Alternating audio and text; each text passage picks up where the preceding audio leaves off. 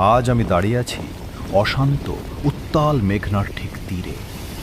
মৌসুমি বায়ুর তীব্র প্রভাবে সাগর আজ এক হিংস্র রূপ ধারণ করেছে। যে নদী এই উপকূলের মানুষের জীবনের আলো, আজ সেই নদীই যেন হয়ে উঠেছে আতঙ্কের কারণ। জেলেরা বুক ভরা শঙ্কা নিয়ে তীরের একদম কাছাকাছি থেকে কোনো মতে বেঁচে থাকার তাগিদে জাল ফেলছে।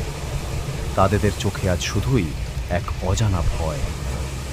ওই দূরপানে তাকিয়ে দেখুন, এক একটি বিশাল দানবীয় ঢেউ যেন বারবার আছড়ে পড়ে জানান দিচ্ছে এক মহা জলোচ্ছ্বাসের সম্ভাবনা।